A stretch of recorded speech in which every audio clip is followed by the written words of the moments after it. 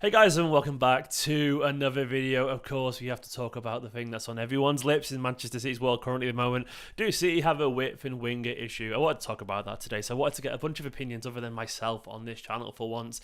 So I invited my friends on the channel, Mr. Andrew Detmer. How you doing, Andrew? You good? I'm good, sir. Thank you. Good, and Happy New Year to you all, by the way, as well. And of course, Joe Butterfield, a little closer to home. Joe, how you doing, mate? You good? All good. Yeah. I feel like this is such a dreary background compared to everybody else here.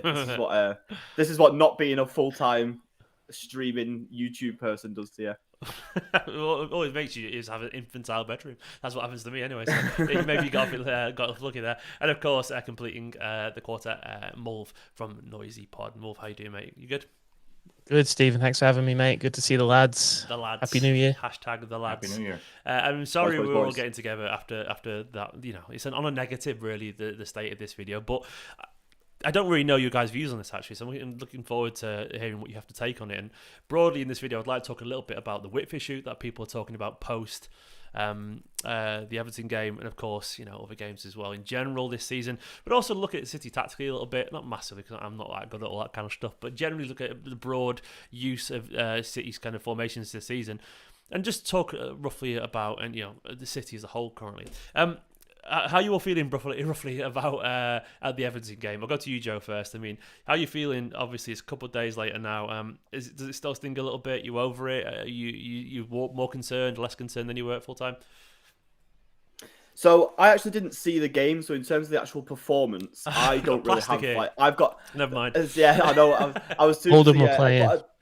But it's yeah. I was too busy. I was watching The Lion King instead, actually, which is much better. I would recommend you all go and do that. But no, but I still obviously What, the 1994 coming film out. or whatever? I presume you mean like the theatre or something like that, not just like Oh you no, I just was at the watched theatre it on watching fucking yeah. Netflix or whatever. I just couldn't tear myself away from Disney Plus. I had to get through it.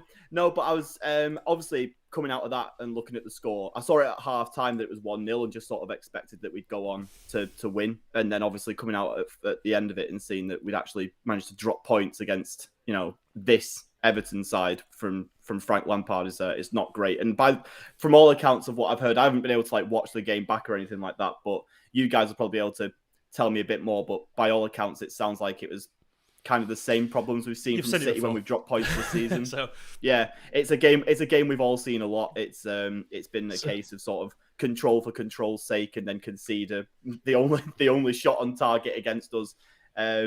It's concerning for a number of reasons that we might get into a bit later, but I'll let the other guys sort of talk about the game itself before getting into that. Mulv, do you want to bounce off that, man? Like, obviously Joe didn't see the game. I mean, should he be concerned, Mulv?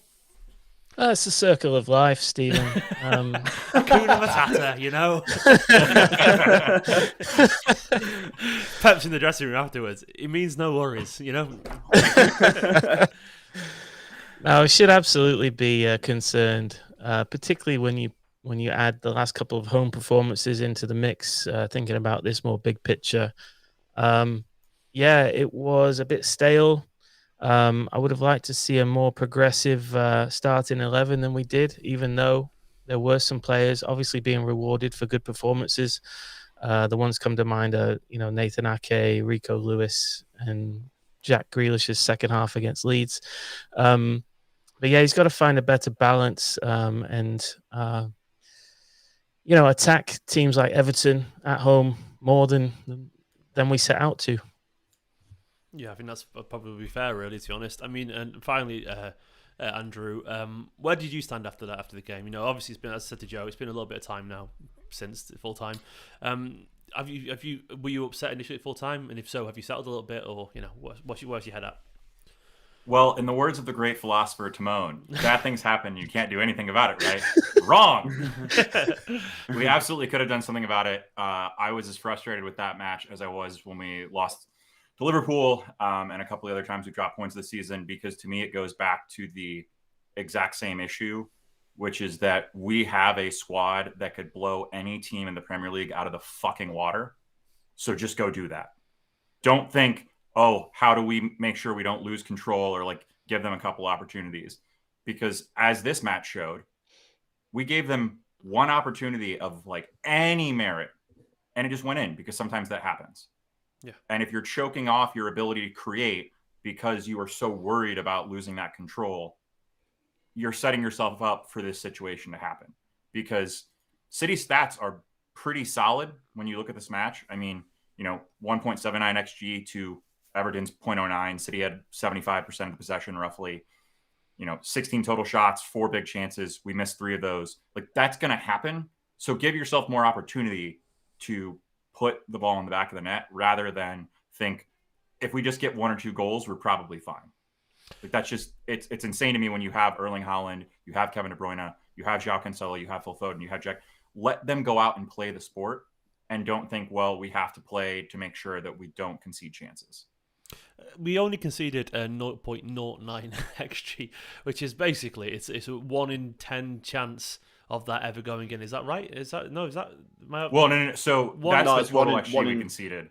Sorry, the shot that he took was a 0.07 XG chance overall. 0.07. But that's ridiculous. Isn't it? But once it goes on target, it's a 0.6. Like, the post shot XG was 0.62. Okay. Meaning that, like, actually how he pulls it off, it's a pretty great chance. It's just unlikely for anyone to ever pull that shot off. So basically, it was incredibly unlikely to happen. It was, and we had, as you said, big chances. We did, and I'm not trying to put a positive slant on it, but I'm just playing devil's advocate. Rodri missed, which I never saw a replay of, by the way. Rodri missed a chance right at the last minute because it just kind of ended and no one really talked about it. But Rodri missed a big chance right at the end there. We hit the post. Was it the Stones game we hit the post? Or have I just made that up? Was it that game? Yeah, it was. Stones hit the post. Stones hit the post. I wasn't sure if I mixed it with another game there, but and City definitely did have chances in that game to win it. So leading from that. If that goal gone in, maybe if it wasn't a last minute goal, so it felt a little bit more comfortable, we'd gone in and we won 2-1 and we controlled out the game, and the stats were 75% possession, and they had a freakish goal that everyone goes, well, that was just a worldie from Damari Gray. Mulv, would we be having this conversation right now? You know what I'm saying? Like, because it feels so marginal. Like, I actually think we probably would, but it feels so marginal. Is it fair? He's definitely playing a game of fine margins. This guy's petrified of the counter-attack. And what's interesting about watching him talk post-match is how pleased he is with how we limit transitions and how that seems to be the focus of his, whether he's happy with the game or not, and not, consider, like, for us, it's who we played, where, and, what we're capable of, as back to Andrew's point. He's playing. He seems to want to win these games 1 or 2-0 and bank on De Bruyne and Haaland linking up in every game. I would rather 4-1, something like that. Play for that and take our chances with the talent that we've got than play such fine margins.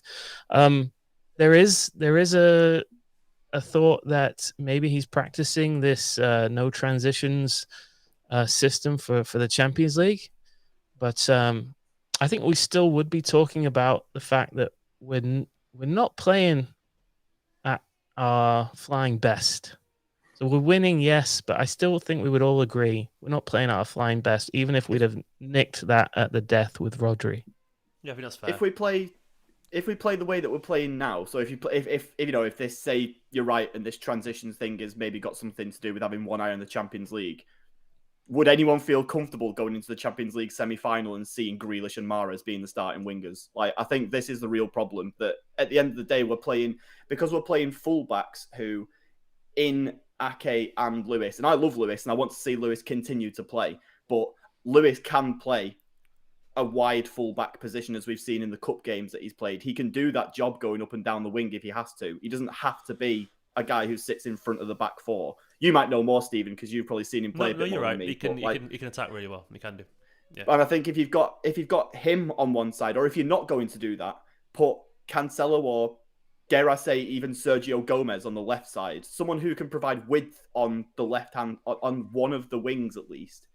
At the moment, it feels like what we're doing, and this isn't just based on Sunday's game, because obviously I haven't seen that, but I've seen this before this season, where the fullbacks are inverting, the wingers are inverting, and where's the width? Like, there isn't another way that the ball can get into the box. It has to come from the centre, and that usually ends up with the ball at De Bruyne's feet and him just trying to make something happen out of nothing. And when you've got Haaland in the box, yeah, maybe you only need that sort of 0.1% chance that something happens, and because he's mint at kicking a ball in the back of the net, it might result in a goal. But the other 99 times, it won't do that.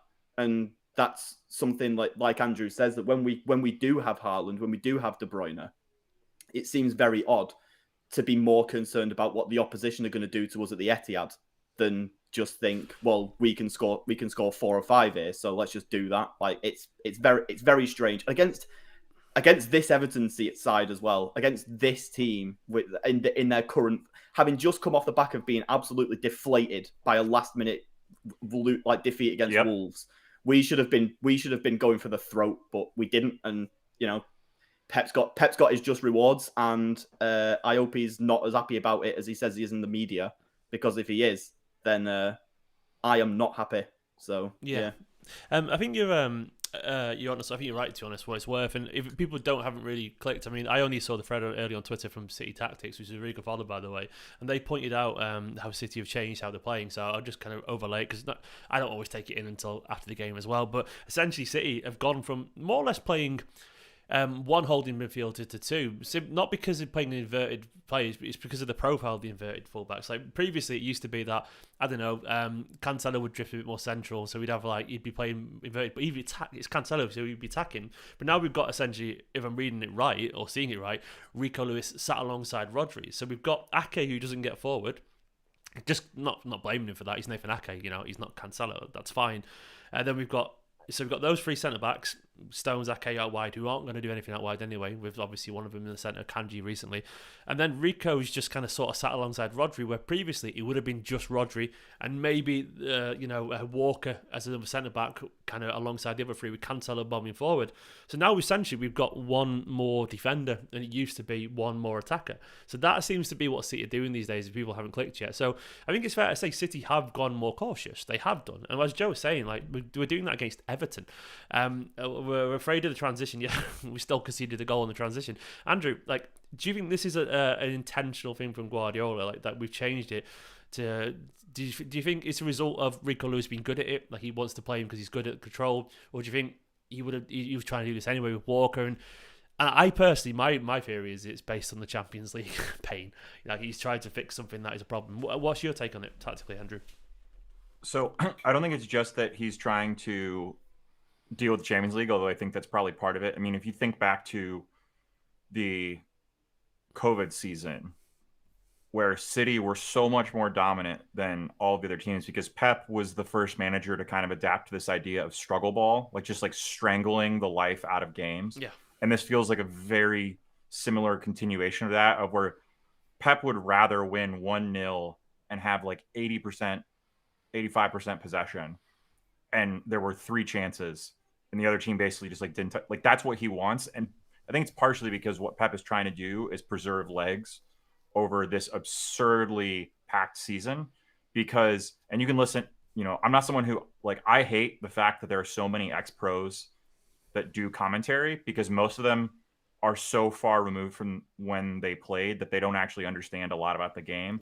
But the one thing that they do understand and can talk about is, if you were the team that does not have the ball and you were chasing for 5, 10, 15 minutes, you are exhausted. It is much easier to be the team in possession and maintain your legs, because you're moving, but you're not chasing. You're moving with a purpose, and you can kind of direct your own movement. And so I think that's a large part of what Pep wants to do, is limit the amount of time that City's players aren't moving with their own purpose and instead reacting to the other opponent. But it just Erling Haaland is a cheat code, referencing Mulv's hat, but he's not so much of a cheat code that we can just be we can take another attacker out and it's fine. And I acknowledge the assets that Mahrez and Grealish bring in terms of their ball control and their attention and their ability to kind of advance, play the ball back. If there's not a great move on, advance again, move the ball back. You don't need both of them on the pitch at the same time, especially if we're going to be playing with Walker and Ake or Rico and Ake, where both fullbacks are just not pushing anything forward. I get what he's trying to do, and I think it makes sense, but get a 2-3 goal lead and then move into that, because Yeah, I City agree could with that. absolutely score 2 or 3 goals in the first 15 minutes of most matches and then just like shut it down and move on. Most teams are shit scared of us at that point anyway in the game. You know, they're not. It's only later on when they felt the way into the game that they try and come at City. So, and we have seeded, you know, another attacker, and you could argue that we've seeded another midfielder with Haaland playing as well. So, like, you know, all of a sudden we've lost an awful lot of attacking momentum. And having said that, we're still Man City, and we still are scoring goals, and Haaland has still scored a ton of them. And of course, then the attention is drawn to the winger issue, which of course is the title of this video. Jack Grealish is a very big, you know, figure of debate among City Twitter sphere in particular, and I'm sure at the stands as well. And I've seen him all over forums, and I'm sure he will be until he's no longer a City player, because there's always got to be someone.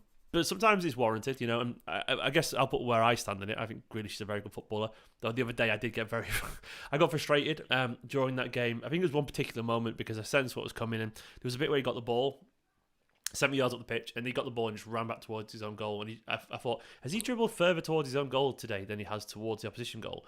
And sometimes it feels like that way with Jack. And I think it comes from his tendency to want to hold on to the ball because he doesn't want to lose it. But as a result, he seems to look around for the pass for an awful long time. And I don't know if he can move the ball quickly, Jack Grealish. I'm not sure if he's even capable of moving the ball quickly unless he's given the space to run in to move it quickly.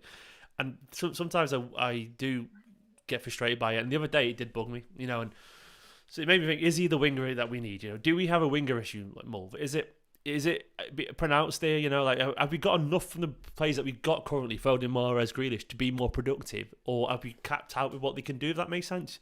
Like I don't know if we've got a winger issue or the wingers that we've got aren't being used correctly. So okay, so I think I'm going to go back to something Joe said. We have more of a width issue than we have a winger issue. Okay. The wingers, for me, are largely the right guys. Although I think one profile we do miss is a right-footed right winger. Can you solve that with the current squad? Probably not, unless you want to see Grealish out there, or in a pinch, Cancelo. I don't know. Alvarez, I've never seen him out there though, so I want him closer to the goal. Yeah. Anyway, but do I think Grealish can play better? Yeah, absolutely. I think he needs to figure out how to combine, and the other players need to figure out how to combine with him. We're not going to get space in behind. And according to Pep, Jack was brought in specifically for his ability in the final third. 70 to 80% of the games are going to be against the low block. So without an overlapping fullback, without width, without good chemistry with the left-sided 8, and until he builds further chemistry with Haaland, it's going to be a struggle for him. Do I think he is a profile we should have in the squad? Absolutely. Okay. But we've got to figure out how to make him more impactful. That's Pep's task for the second half of the year. How to make the wingers more impactful in games. Joe, am I right that? Go on. Sorry, no. I was saying, am I right that? Because I remember when we signed Jack Grealish at first, that I can't remember if it was Sam Lee or if it was Sam Lee and also others that suggested that City we'd signed him for the 8 position because Bernardo was basically on his way out basically at that point. We all thought a bid from somewhere might come in, and we had to sort of front load that exit with a signing.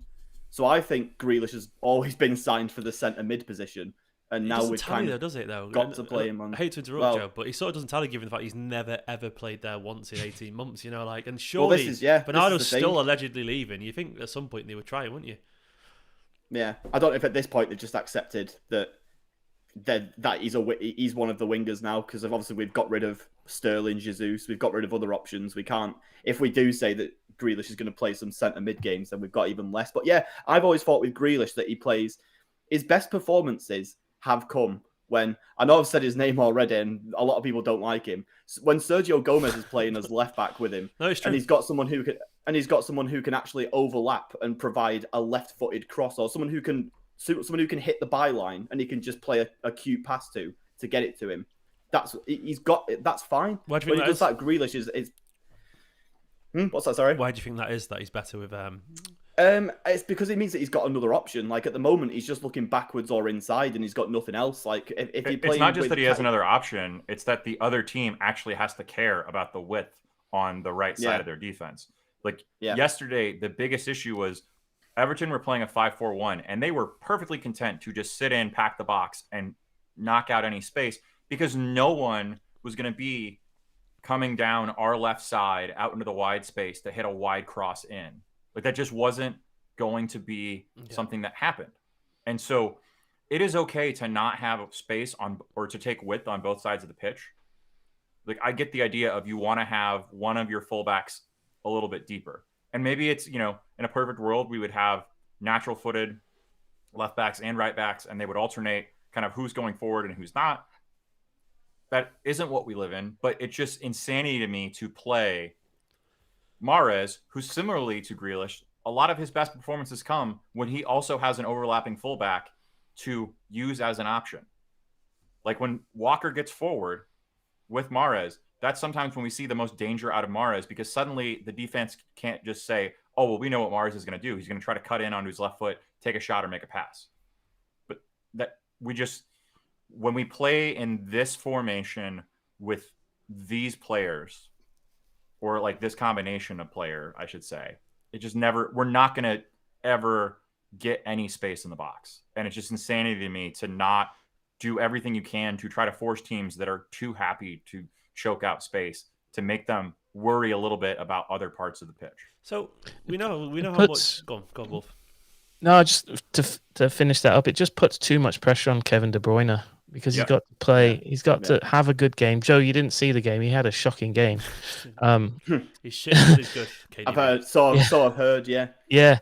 No, but what you're asking him to do is either thread the needle, or instead of it being Walker overlapping, it's him. He's the one that has to underlap or overlap around Mahrez to get anything out of that right side. So it just puts too much pressure on Kevin. And when he has a bad game, you can see what happens. It's the same issue that the Belgian national team has had with Kev. Like they've never seen the Kev that we see because Martinez was just like, oh, we're just going to rely on Kevin De Bruyne being the greatest player on the pitch and just having a worldie of a game. And that's how we're going to win. And that kind of worked for them for a little while, but it's not a sustainable method for success. And while Kev can be that player in occasional games when City are struggling, to rely on it when we have the other players that we have is just wild to me. I don't believe personally. I think there's an element of truth. I think naturally goes. I don't think the tactics are give it to Kev. I don't think Pep would ever be that rudimentary. No, I know you're not suggesting that, but I think it's an easy conclusion to make at times. But I think this is a tendency to do it naturally because he is Kevin De Bruyne, and I feel like sometimes De Bruyne actually takes himself out wide sort of by choice. You can see him, especially towards the end of the Everton game, he's just kind of stood out on the right wing, right back, kind of waiting for the ball just to cross it in. And you can see that's what he feels like he should do through his experience a little bit. Where I don't know if Pep approves of that, I'm sure he does. But sometimes there's an element of just, why not? I get the sense that they're doing it instinctively because that's always been something, that's kind of proved fruitful. But I do think... I do think you're onto something with that, and I think we've noticed a tendency recently of over-reliance on Kevin De Bruyne and Holland because it's worked so many times, and you will go towards that. But I want to go back to what you were saying about the the width before, Andrew. And essentially, so that answers my question as no for the video title. You're essentially saying it's not a personnel, it's more a system thing, which Joe laughed at. Like I'm not sure if he agrees on that or not, but like it's a what's funny, Joe? Do you not agree with that? No, it's just funny that the video title is it's just no, like just as simple as that. I think it's go on, yeah. I think you're right. I think the we have very good, very technically gifted wingers. The quality of the wingers for me isn't really a question. Maybe you can question the numbers just purely because, as has been said, we don't have a right-footed right winger. We effectively just have for the positions we effectively just have Foden, Grealish, Mahrez, and then Cole Palmer for the cup games maybe. Who is again ultimately he doesn't really play on the left much. I think he did against Liverpool, didn't he? But other than that, he's a right winger who's going to cut inside. Kind of another one in the same mould. I think the problem is it's mad for us to be saying this to Pep Guardiola, but they're just not being used correctly. Either are we they're being deployed in a system which doesn't suit them. Are we being idiots? Are we missing something? Because we're saying this to Guardiola, but it feels that way, doesn't it? It feels like what are we missing? Do you ever sit there thinking? Well, I was thinking. This is what I was just thinking as Andrew was talking about, the width issues and how obviously not having not having a wide player means that every defender can just sort of pack themselves roughly in the width of the penalty area, and we've got 10 bodies in about 30 yards of space, 20-30 yards of space that we have to somehow maze the ball around. How can is it are we wrong? Like, how can we be seeing this and Pep Guardiola clearly decided not to change anything in that game till the 86th minute? Like, what is a couple of years ago, or whenever it was, when Guardiola randomly said that City lacked width, and it changed it when we got on a big run. What was it? Was it during the season where Gundogan started scoring loads of goals or something like that? Yes. We had this season where Guardiola randomly said that we just didn't have width, and then things just changed, and it felt like all of a sudden he kind of got it. Like, surely Pep can see this. Like, he can see it. I can only presume he's happy with it, right? I think it comes back to his biggest concern right now is the idea of conceding chances and controlling the match. Like, he cares about control. And so to him, if his options are playing Sergio Gomez, who would unlock Grealish in a little bit of a way, which I hate using that phrase because of the Pogba connotation. The Pogbaism. Yeah. But I mean, accurately, it does unlock Grealish because it creates more space for him to do what he does best. But we all know what happens if there is a transition and you expect Sergio Gomez, the not really a left back, to try to defend. It's not that's Pep's concern, is he would rather not be in a scenario where you're expecting maybe not great defenders to try to defend than put them on the pitch and let there be better chances we score, but then a chance that we give up a goal. I think he's so negative. I think City should be able to win the league even if Sergio Gomez started every single Premier League game. And I know that sounds really rudimentary, but I think with the quality of the squad we've got, there's better teams than Man City have played worse than players than Man City have still. Not better. Well, actually, not many better teams. But I'm saying most teams in the Premier League would still start Sergio Gomez. A lot of them would play him regularly. And I always hate this idea of having one player who isn't world class should be there for affect Manchester City and Julie. I'm not saying they're saying that, but there's always an implication. You hear a lot with youth players as well that the team should fall apart if a random youth player plays. No, most teams are playing a youth player. Most teams are playing a player that probably would only be a championship player at best. We see it all the time, and it does feel like there is caution to another level, and I don't see why we should have a system, even if Gomez was on the pitch. I'm not saying he should be. That should still not be able to stop counterattacks. We've got Rodri, we've got Walker, we've got. I completely agree with you. It's the game of the margins, and so for Pep, what he views it as is, if I play Ake, I'm increasing the margin that there are not going to be transitions or big chances for the other team compared to Gomez. Maybe gives you more chances for you to score. But he views it as that's not worth it compared to what Ake, he's obsessed with control. It's only a game of margins if you play a team that's only going to score one goal. If you're gonna put a team out there that will score 4 or 5 in the first half, it's not a game of margins anymore.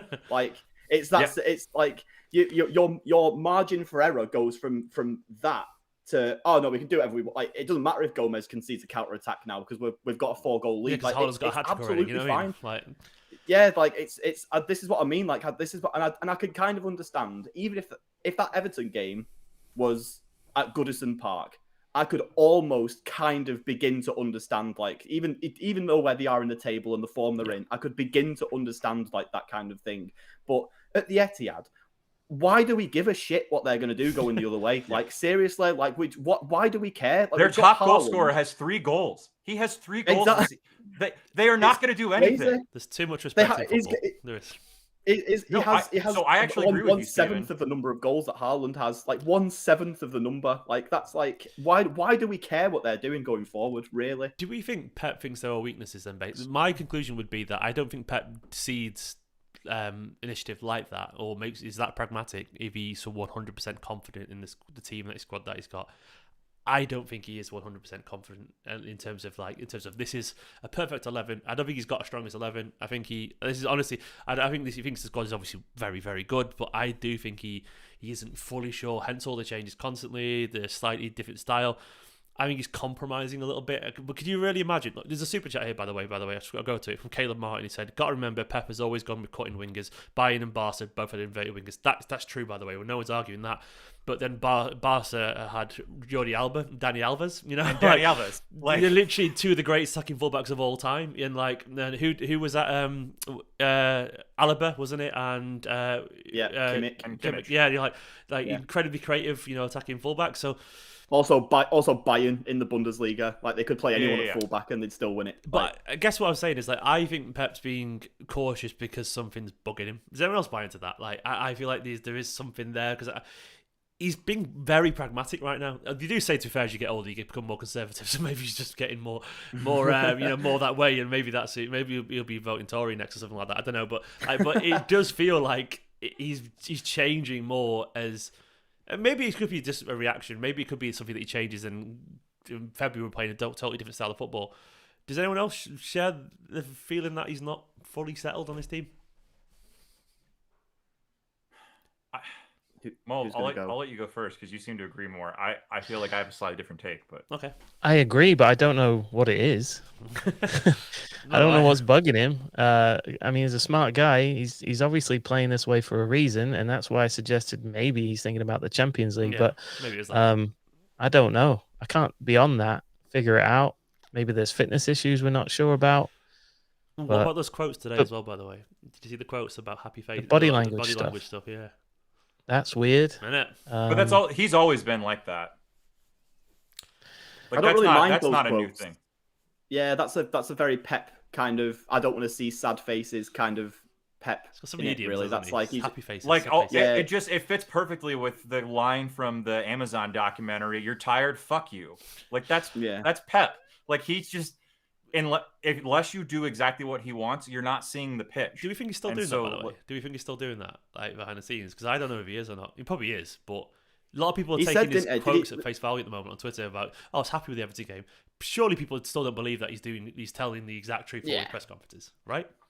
Sure. Was it not last season? I think it was last season where a news story came out that he changed how he was dealing with the players. I think after a couple of years of back-to-back titles and stuff, he wanted to change his approach. Yeah, he wanted to change how he maybe be a bit less disciplinary and be a bit more sort of arm around the shoulder. Uncle, and maybe we're seeing a bit. Yeah, maybe we're seeing a bit more of the disciplinary come back. I don't know. Maybe that's the only thing because I having both Walker and Cancelo back from the World Cup for 3 games and not really having seen either of them in all 3. The Walker one I kind of get because I don't think you can pull Rico after he has. He's 18 years old. You definitely can. No, you can, but I actually think there's a lot of value in letting Rico run until he fucks up. Yeah, but he definitely can if he wanted. Yeah, no, you can absolutely. But in regards to the other players that he's mentioned, was it Cancelo and Foden were the other 2 that he was kind of referencing when it came to that? It's Foden. There's no way that say Foden, for example, doesn't give us something that the other players in this team aren't giving. Absolutely. He's one of our. I think at the moment, apart from Haaland and De Bruyne, he's our sort of highest goal assists numbers person. So he's obviously doing something right. Cancelo, I don't know. We've just not seen him at all since the World Cup. Obviously, Ake has been very good, but obviously in a very different kind of left back role. And it just feels a bit maybe he's just. It all comes back to the idea that he's more concerned about stopping counter attacks and keeping a clean sheet than he is scoring 3 or 4 the other way, which is just we'll never really understand it. So that kind of goes to what I was thinking, Joe, is when you ask the question, it's even about what is his thought process. I think my thought is he is scarred by the way Real Madrid came back against us, because it was just that momentary loss of control, and suddenly we're out of the Champions League, and it's gone. And now the issue I get being concerned by that. That's Everton at home. Right, correct. That was my argument. But also, to me, the issue is a lot of that struggle comes from who Pep put on the pitch. Like at that point, playing not a natural right back and an aging Fernandinho to try to stop Vinicius. Like, of course Vinicius is going to turn Fernandinho. Yeah. Like, that's going to happen. You were setting up for that to happen by playing him. So the issue wasn't, oh, we didn't have enough control.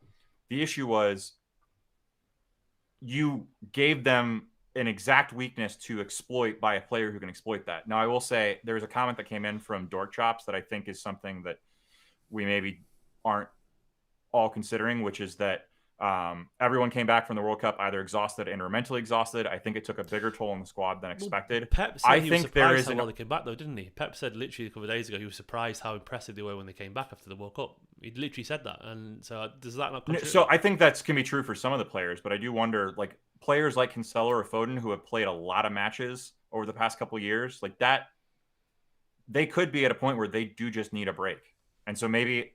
And like even just from like a mental standpoint, like maybe they're fine physically, but they're just like these players could be burnt out.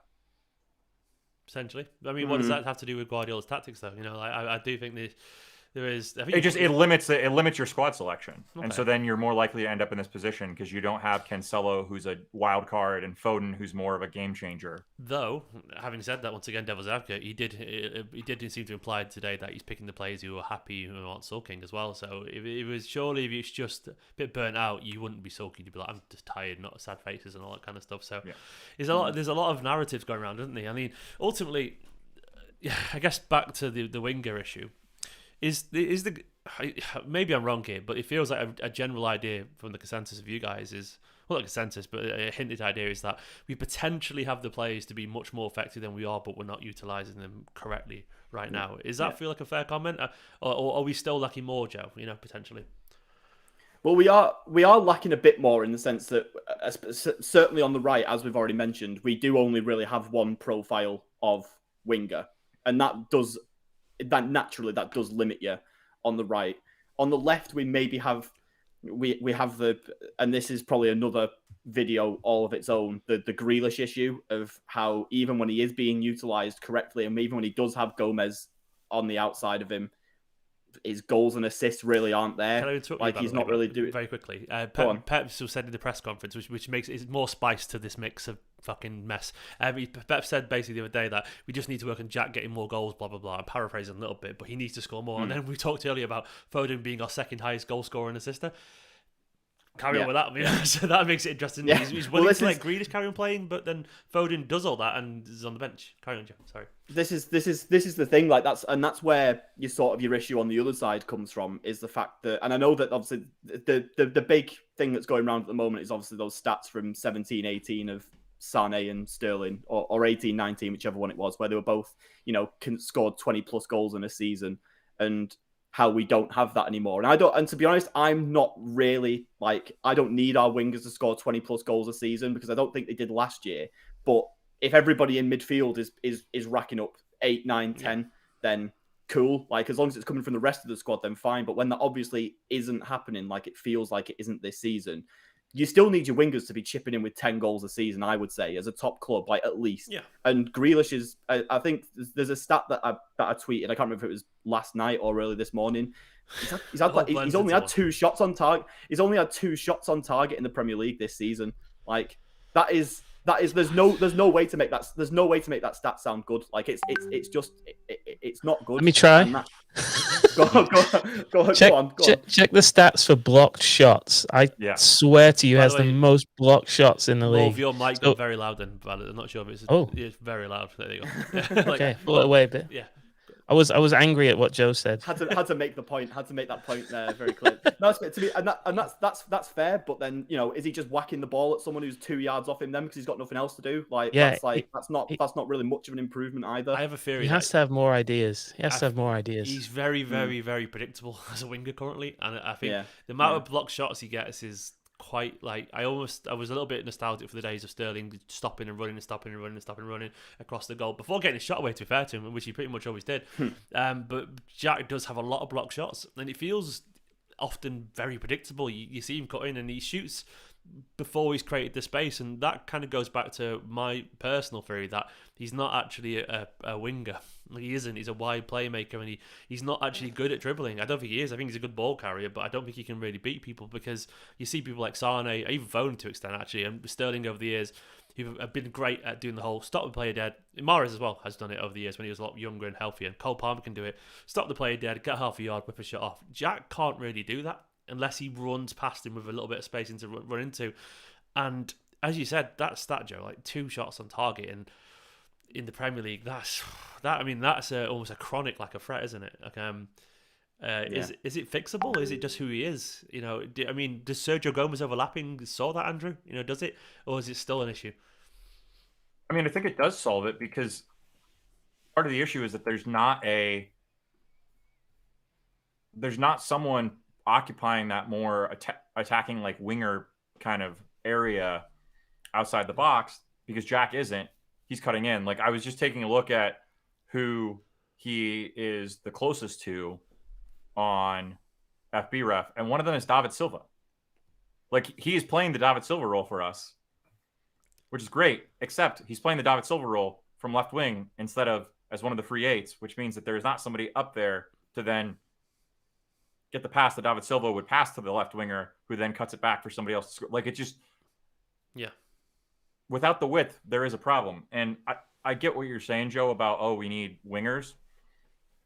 We are never going to see the space that 17-18 City got, because since then, teams are like, nah, we are not getting blown off the park the way that 17-18 City blew us off the park by trying to go and attack them. We are all sitting back. Like, that, there are 5-6 games a season where you could play a Sane Sterling kind of winger duo and have any amount of success with it, because you're just not going to have space for Sane and Sterling to get in behind. Like, everyone's like, we need faster wingers, because no one can exploit the space in behind. I don't know. It would not be. I still think it'd be really effective, though. I mean, they're too good not to be. So you don't need. Yeah, we don't just need one to have as an option.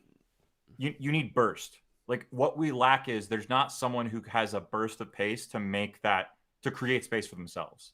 Hiram Clayton in the super chat as well said, I miss not having speed on the wing. And Hiram, I agree with that. And I think there's acceleration, isn't there? And Grealish isn't actually slow, but there's a winger acceleration, isn't there? You know, there's that half a yard burst of pace where Cole Palmer, for example, has it. I know you're not sure people watch a lot of him as an actual winger, because he tends to play as a midfielder for City. But he glides past people when he plays as a right winger, and I don't know how he does it, because he's not lightning quick. He's just that acceleration and that quickness of thought that I would love to see him play, by the way, as a side point. I would really love to see Cole Palmer play on the right, because I swear down, people don't quite realise just how good he is as a right winger yet. And I think he'd get goals and assists. He absolutely would, because he's just past people like that. But anyway, I do think... Go on. I don't think it's that at all. I don't think it's pace, acceleration, any of that. It's you mentioned David Silva. It's combinations and chemistry. That's what's going to get you space, not speed. They're just way too deep, like Andrew said. There's way more teams playing that way than there were back when Sane and Steele. Oh, nice one. Yeah, I just saw that. Yeah, I just saw it in the comments. Lovely stuff. Go on, you were saying, Mulv. No, that's it. I just disagree that pace is the profile you need, or acceleration. I think these players need to get better at combining and find a chemistry that's missing. Is it a strongest 11 lacking of issue then, potentially? I think we have a strongest 11. I just think the problem is that it doesn't have Grealish in it. It's sadly it just doesn't. Like, I think we do have like Foden on the left has combinations with Gundogan or Bernardo or whoever on the left, because he's played with them a lot before. I feel like Grealish is probably playing with Gundogan and Bernardo every so often, or Bernardo, sorry, every so often, because De Bruyne is usually the right-sided one, isn't he? And he's not really. You know what's funny is I actually disagree. Joe, I agree with you. There is a best 11, and I disagree because I think Grealish is in it. Oh, it's getting spicy. So who's he? No, right. Go on. Who's he there instead of? He's at left wing. Haaland's at the 9, and Foden's at right wing. United game. Because Foden at right wing is a goal scorer. Yeah. Fair enough. Yeah, I could take that. I think but and Grealish then still gives you that control that Pep wants, and can recycle the ball and win. Like, he's giving you everything that he wants out of that role. But you are not sacrificing that to only have like Mahrez, who all he does is invert to his left foot and shoot. Isn't that what you expect Foden to do on that side, though? Foden has an ability to be more creative and more direct than Mahrez will, because Mahrez wants to slow the game down and isn't going to cut into the box to be there for that kind of like cross field pass the way Foden is. Like Foden is just more of a direct goal threat than Mahrez is. Yeah, he's a kind of Mahrez is a kind of like take the touchdown, look up, second or two maybe, and then decide what to do. Whereas Foden will literally just head down straight at the goal as soon as he gets that ball. Is anyone Which else? Kind of, yeah, I get that. Is anyone else surprised given the the whole? It shouldn't really matter, but the whole like vibe stuff, it does tend to help in football, given how much like Foden and Grealish clearly get on, and they're clearly such good mates, and they clearly love playing football with each other and so on, and they clearly have a bit of relationship with Haaland. And I'm saying clearly a lot here, but to me it seems very clear. Is anyone surprised we just haven't seen them on the pitch a bit more? Because it does feel like there's. Yes. I would love to witness at some point. But Bernardo buzzing about with Grealish and Foden on the left, just sort of trying to create something. Or Cancelo was one of those players. I just would love to see them all just try and do little 1-2s together. Not showboating as such, but having that natural kind of like, just we're enjoying this. And I do think there's a little lack of joie de vivre in football at City at the moment. Like a little, I don't think there's a bit of fun in it. A little bit of like expression. And Arsenal have it. Yes, and you can tell they're all friends playing football together. You watch them, and Yep. I feel like currently there's a lack of just that, like exuberance. So are what we're saying is that by chemistry selling again. Well, I was gonna say by selling Gabby and Zinchenko to Arsenal, we gave them all the good vibes. Well, yeah, like Zinni's a little bit. No, but I mean, also maybe like genuinely. I mean, accurately, like because everyone spoke so highly of the two of them, and like you could tell in their exit interviews, like how much they were gonna miss the locker room. And now we've got Bernardo, who's angling for a move, and like literally did an interview today, being like, I'm getting up there in age. I want to move on to the next thing. Blah, blah, blah. You've got the Haaland, media around him. Like, I think there's just a lot of storylines that this City squad weren't dealing with in the past couple seasons. And then we don't have necessarily like glue guys. I agree. What about this? We always know that basically KDB plays as a false eight, but essentially ends up on the right, doesn't he? He kind of gets out there. So Foden starts on the right, hypothetically speaking. KDB pretty much shifts out there. Foden just a little bit more central, but with an intelligence and a freedom to sort of drift over to that side where Bernardo often is a Gundogan and link up with Grealish every now and then. And like I want to see a little bit of like toying, playing with the food, so to speak. And we don't really see that much of City at the moment. And like, I know maybe that's just a bit too basic, but I do think there's something in that. I do think there's something in it to the idea of just players who want to play with each other, who want to... Like, you saw it with our best defensive partnership in years, in my opinion, was Stones and Diaz. And then when Zinni was over on the left, they fucking loved each other, man. There was a real, like, you make me better, I make you better. And that, to me, when he sensed that, grab it, really grab onto it and give him a chance. And Zinni, you're about to say selling Zinni was a mistake, and you're absolutely right, I guess, Joe. Yeah, absolutely. I think for that very reason, like it doesn't obviously Pep's decided that Ake is a serviceable left back, and he is, to be fair. But I think in terms of and Ake is also a very good dressing room presence and influence by all accounts. But I don't see how you could sell someone like Zinchenko and basically have his replacement be Sergio Gomez, and that's well, Sergio Gomez. We also know that they weren't. They sold Zinchenko because he got the offer from Arsenal and he wanted to move on. Yeah. And City did he want to move? Like I'm 100%. No, he 100%. I think he did actually. Unless he wanted to move, he wasn't leaving because City tried to sell him previously. Yeah.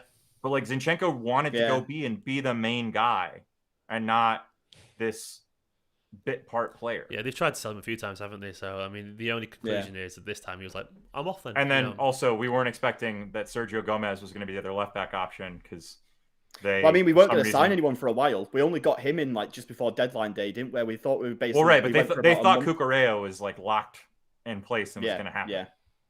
Yeah. But yeah, the ultimate point is that we've sold a couple of dressing room influences like Jesus and Zinchenko, and people can say what they will about how Jesus performed when he played, but I don't think you could ever say there was anything where it didn't.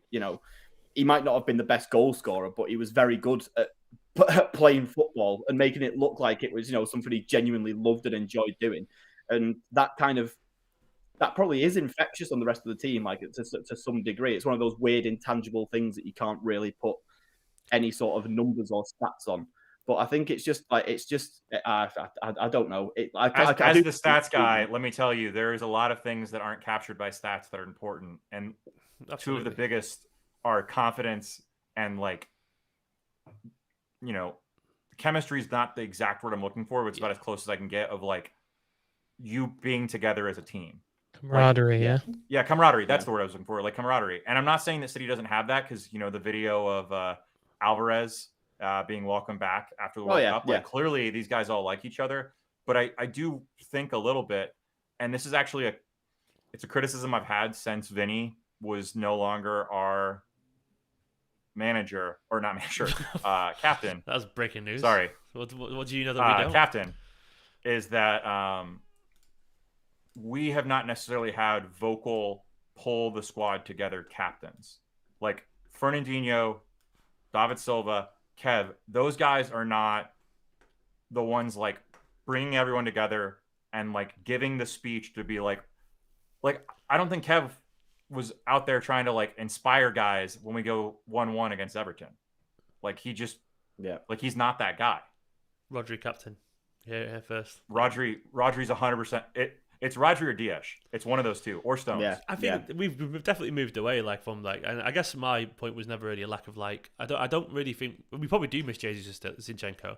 I guess it was more not that we missed him; it was more not letting the next bunch of things to blossom, so to speak.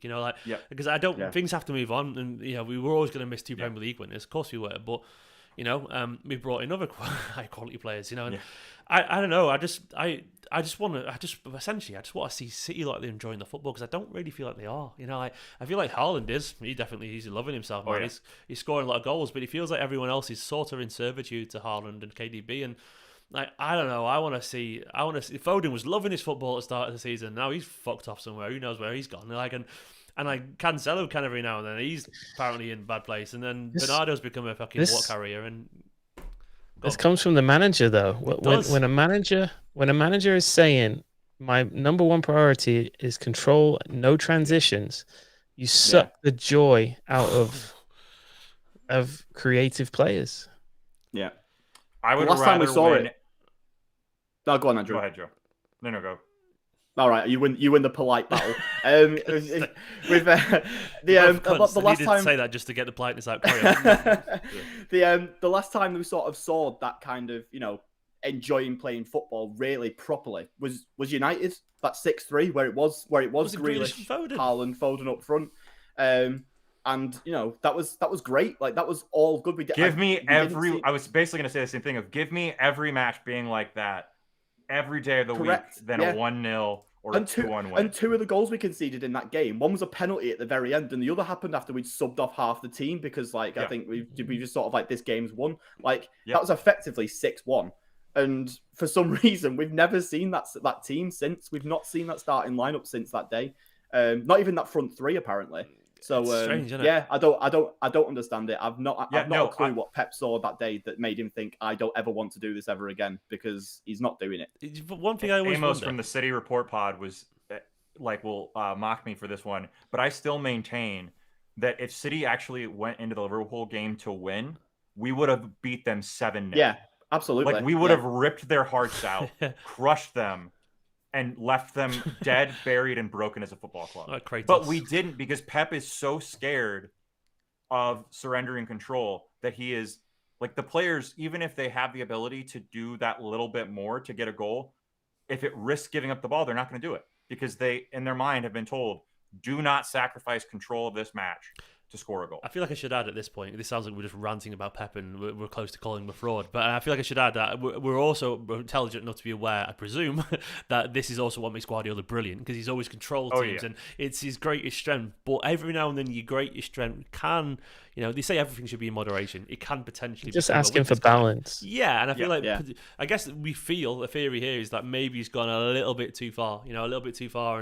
and I'm happy with 70% possession instead of 80%. Like I'm all right with that. Like that's not a problem. Like if it means that we score 6, then I'll take that hit. Why not?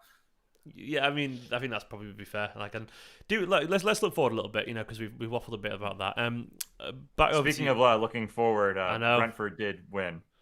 He did, didn't he? I just noticed that, which is wonderful stuff. I mean, I watched a bit of it. I watched most of the first half, and Brentford were way the better team. Like, they battered him. They had 2 goals disallowed, and one definitely probably had a good chance of being allowed as well. So, sounds like it was a continuation of that. Yeah, exactly. It makes our performance less impressive, doesn't it? I thought but never mind. Anyway, Hiram as well with the super chat said the team has changed more than the past 4 years. It'll take time to resettle, especially with non-English speakers. That's a good point. That is also a good point as well. A very fair point, Hiram. And maybe we are just going through a bit of a transition, and maybe that's just life, and we have to accept that. But on that note, anyway, like do any of you expect changes? Do we think Guardiola's kind of sorting? He's going to stick what he's got, or do we think we'll try some new things? And essentially, is the season over? And that's a big question there. Mulv, go for it. He has to make changes, mate. There's a 7. Yes, he will. Okay. There's a 7-point gap, so he's going to be forced to take more risks. It's good that we play Arsenal twice. Those will be massive, obviously. It's not in our hands and it erases anymore. the gap if you win both those matches. Yeah, but I mean, how long are you going to deny Phil Foden? I mean, he'd probably get canned if start smiling, doesn't he? If he keeps benching Phil Foden. I mean, he's just mercurial. He's got to be out there. But yeah, he'll change it. He'll have to. So he'll reintegrate some of the players who've been, resting. Let's call it at the moment. Yeah, but he's got the wingers. He's got to figure out the winger issue and get more out of them, and I predict he will. Okay, Joe. Yeah, I think he's. I think he might have to ultimately decide that us lot on Twitter might be right, and that width might be the the fraud. The width might be the answer to this, because I think we've had press conference. I read Joe Butterfield tweets, and I decided. Oh God, that's getting pinned to my Twitter if he ever does that. He's I think what he has to do is just basically kind of he can't look at the points that we dropped this season, and especially with the way that Graham Potter's going to do a back 5 against us, isn't he? Like, he's going to look at what Everton did and he's going to think, I know, 5 at the back, we'll do that. Like, that's going to be easy enough. Mm-hmm. I think he's got to. I mean, to be fair, that also is like the only formation that Chelsea can play with their current squad. That is correct. The most Frankenstein. We're getting there with our centre backs at the moment. Like we're definitely pushing it, aren't we? They're going to play 10 at the back soon, aren't they? I think it'll be. I think it'll just be a case of, he's going to have to sort of accept that we do need width, and whether that means that Kyle Walker comes back in or it's probably not going to be Gomez, is it? Or Foden comes back in, someone with a left foot on that left wing and someone with a right foot on the right wing, because at the moment we're playing with, well, obviously Rico Lewis is right-footed, but he's being told to invert. We can't be having both people on the left-hand side be right-footed, and we can't have both people on the right be cutting in. Like, we need to have at least one doing something different on both sides. And I really hope that Pep, because that just stretches the play, that stretches their defense so much, and that's what we need to have those gaps inside that then, a De Bruyne or a Bernardo, Haaland can operate in. So I'm really hoping that's what he does. I think he will change something. He has to change something. Whether it is that, I don't know. But he can't keep persisting with this mad control Grealish Mahrez combination forever, because even if it does eventually work, we'll have dropped too many points by the time we get there, and we'll be out of a title race by then. I think it's fair to say that. Someone also just pointed. Oh, go ahead. Go for it, man. Go for it. I was going to say, Matt Hatter just pointed out, and I haven't backed this up, but I'll believe him, that last year we had 38 points after 16 matches and only 9 conceded. This year we've nearly 2 times the goals conceded. Well, let's have a look at the so even if the idea is to control, we're giving up. Yeah, we conceded 6. Yeah, it's not happening. Really? That surprises me. Yeah, it does. I mean, just thinking about it. Part of it is we have not had a settled defense the entire season because of the amount of injuries. Yeah. That does bug me, by the way. I did a video ages ago. How are we going to keep 5 centre backs happy? And I swear he's just playing. He's changing so many players because. Yeah, we were on that, weren't we? Oh yeah, you were. Yeah, you were on it, guys. I forgot. Sorry. I had a son since then. That was a long time ago.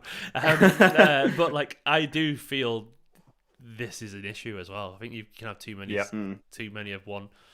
Too much of the same thing. Akanji's having to play too many games. He's great, but he's being put in at right back. He's being played at centre back when Ake is clearly in better form than him. We're moving Ake out left so that Akanji can play some games at centre back. Like, Akanji should be there for cup games, and if there's a lot of injuries, basically. But we're at a point where, because we've got so many centre backs, obviously, Diaz is out.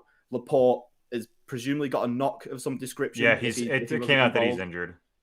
Yeah, I think that was that after the Liverpool game. He went off the Liverpool game with a knock, didn't he? So I presumed it was probably that. So Stones and Ake should be our centre back pairing at the moment for me, and then it should be whoever on the. But like you say, Stephen, we're not. We haven't got a settled defense all season. We've not we're in a position where every game the back four is different in some way, and until we see a consistent streak of one, at least a centre back partnership, if not the entire back four, then we'll be in a bit of we're going to probably just see more silly goals conceded. Surely we're going and to what I will say, though, is that to answer your question, Stephen, from earlier, Pep is going to fix this. He's going to figure it out. This is a squad of not just Premier League winners. Yeah. He does not change, just doesn't he, back-to-back Premier League winners. They've chased teams down. This Arsenal team, they've got free-flowing chemistry. None of them, other than Zinchenko or Jesus, know what it's like to win a Premier League title. Arteta does, yeah. He does. I mean, Arteta does, but that's a different thing than that squad handling the pressure.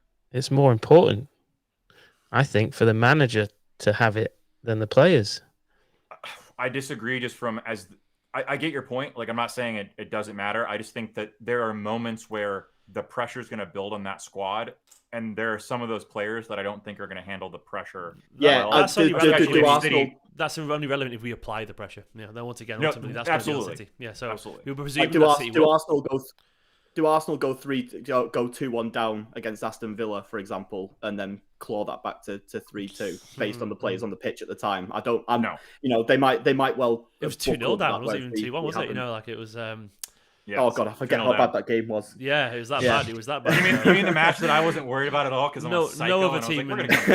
No one does that again in our probably for a long time, generations of teams. And I guess going back to the question I asked, I mean, I think we have to presume Pep changes it. I mean, Pep never does not change it. The point is, Pep has made his career as a bit of a tinker man, the best probably ever. So the idea that Pep will still be playing the same football in 3 months' time is just not as nonsense, because Pep isn't playing the same football 3 months' time every single time. The team constantly evolves and changes. So.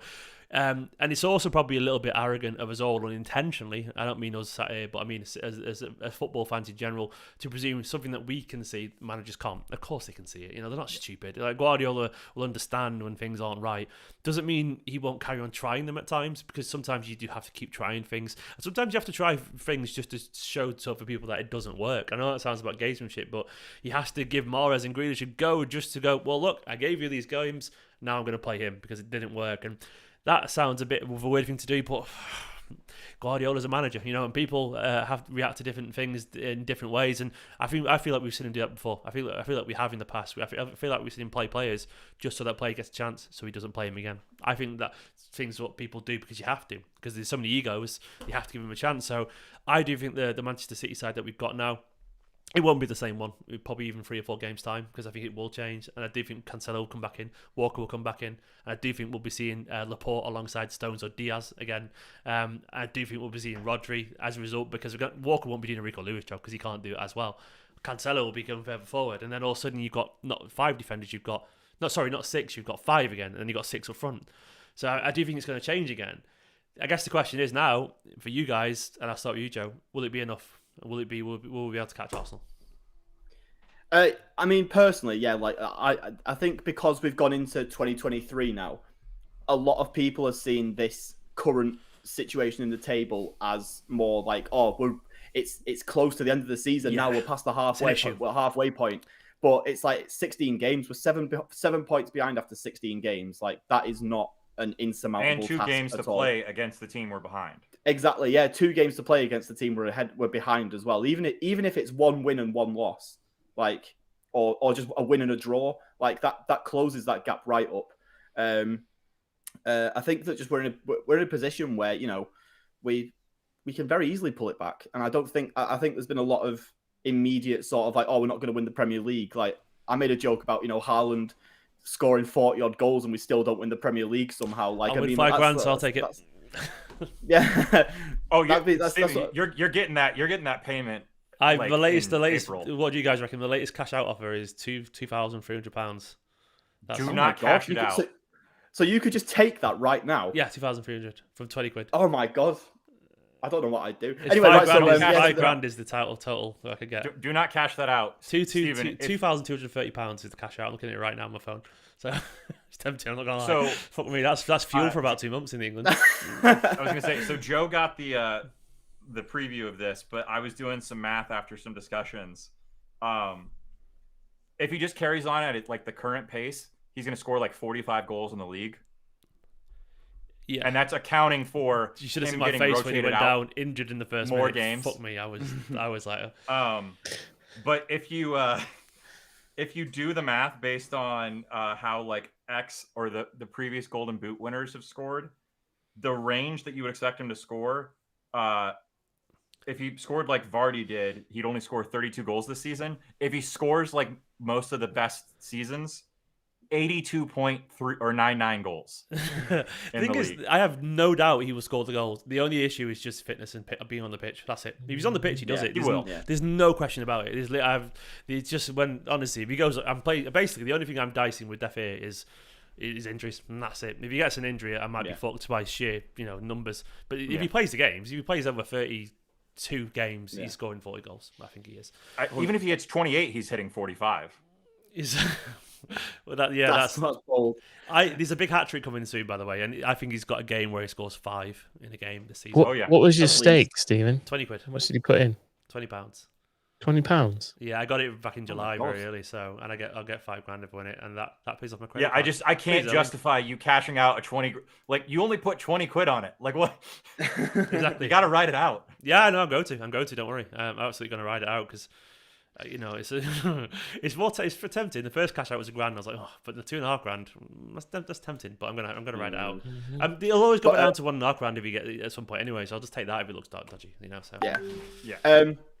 To answer the question, I think we'll claw it back. I think we'll be in a title race when it gets to like April, May, no problems. I think we might even maybe Arsenal might be falling away by that point. Ooh. I'm not convinced, but I think this Arsenal team look brilliant now, but.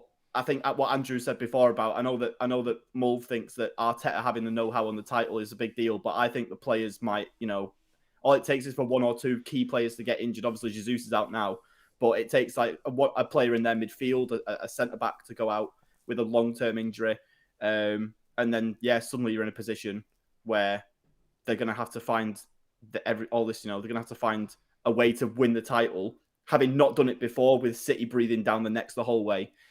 I don't know. I still think it'll be close. I don't think we're going to be like well ahead by April or anything stupid like that. But I still think that this Arsenal team has got a blip coming. I'm going to switch the question. We've not seen it yet. Does anyone? Obviously, we're asked, but does anyone else a lot less upset by the idea of Arsenal win the league than Liverpool? When I feel like if they win the league, as much as it's. We've had a shite season. In my head, I'm already quite prepared, and I'm already quite like. I've already made peace with the idea of that because, for one, fair fucking play to them, and two, they are not yet personally insufferable to me. I'm sure they could be with time, but right now, I'm sure they've definitely got capacity to be. There's a lot less, outside of the Arsenal fan TV. Like I genuinely like most of the Arsenal fans that come across my timeline or that I know at the pub. Give it time, man. Yeah, but also the small bit Arteta's our guy. Gabby's our guy. Zinni's our we sort of co-won it with them. Right. Exactly. Yeah. Hands across the M60 something. No, I mean, I guess I've made my peace a little bit of it, and I guess it's not a disaster if you're not winning the league every year. I guess we forget that and go on, Mulv. I desperately want 3 in a row. Yes, I mean, I'm just what's it? That meme where they're crying behind the happy face thing or whatever. Yeah. I think that separates it. Then you're talking about dynasties and or what do you say in England? Dynasty? What do you say? Whatever you want to say, man. Yeah. What would Attenborough say? Because he did so that show, the American show, you called it Dynasty. It was on at the same time as Dallas. I know what show you're talking about, and they definitely did call it Dynasty. I don't think me or Joe watched it. I'll be honest. It's a very old show that they only recently rebooted. It's an old soap opera. Let's not get into pronunciations with your aluminums and your acclimating. It's acclimatizing. I'm sorry that we pronounce it correctly when there isn't it's another fucking I English, in the pal. word. Let's put it down on the table. Sorry. I think we won I think Just kidding. I think the idea of Arsenal winning it is much more easy to stomach because at the moment there aren't a lot of Arsenal talking heads in the media. Like I think that was what made it. That was what made it so much more. Having Jamie Carragher like practically cry every time that City went behind or Liverpool went ahead. Like Mo Salah, you little dancer, all that shite. Like it's we've not had to deal with any. We've not had to deal with any of that. We've not had any articles pronouncing every single member of the Arsenal squad the greatest in the world in the respective positions. Like it's just a completely different level of even as someone I don't actively engage with the Liverpool fan base or the Arsenal fan base, but because of just media osmosis, I have to deal with lots of praise for Liverpool. Yeah. Whereas I've not had that. It doesn't exist, does it? Over there isn't the top that shit. Fawning to the fan base that it has. No. I mean, unless we're in direct competition with United or Liverpool for a title, we're not going to see like over the top commentary about any other side winning. Like Chelsea winning it, we're not going to see anything. Arsenal winning it, not going to see anything. Spurs winning it, not going to see anything. It's just those two clubs because all of the broadcasters. Spurs. Yes, sorry. Spurs. Sorry, I'll put a more realistic team like Brentford. Yeah, there we go. But it's one of those things of where your guys' media is still so obsessed with United and Liverpool are the two biggest clubs. Like we have to have X players on for every single match that you can't escape hearing what Gary Neville, Paul Scholes, Carragher, Key. Souness. No, they're everywhere, aren't they? Yeah. Guys, thank you for joining me. I don't know if we answered the question. Did we answer the question? Let us know in the comments if we did. There was many questions for this, but it was thoroughly enjoyable. And let us know down in the comments, of course, how you pronounce the dynasty, whatever. I don't know. You guys will know better than me. Me and Joe definitely aren't the kings of pronunciation here. So I just want to say that Andrew just said Paul Scholes. I know. I noticed that as well. I feel like that needs to be addressed before we. Look, man, I'm an American. I'm gonna pronounce it exactly how it looks on paper, not whatever bullshit you guys go with. Like school. You don't say shul, right? It's school. It's schools. You just got schooled by Mulv gets it. Anyway, guys, thanks for watching this video. Of course, go check out these guys on social. I'll do a tweet in a second as well, tagging them all and saying what a great video, because it was, honestly. So if you're a fan of this content, of course, please do hit the like button. Go and subscribe to Noisy's channel as well. The link is in the description currently, and to Main Road Ramble as well, which Andrew's part of, though I don't think they posted a video for a while over there actually, but the podcast is wonderful and you'll find all the details there as well, of course. And Joe's just ace. Follow him at Joe Butters on Twitter as well. Guys, thanks for watching this. Happy New Year again to you all, and of course go and check out the 5 Things Learned video from yesterday and more, and have a wonderful evening. See you later. Bye bye everyone. Cheers fellas. Bye bye.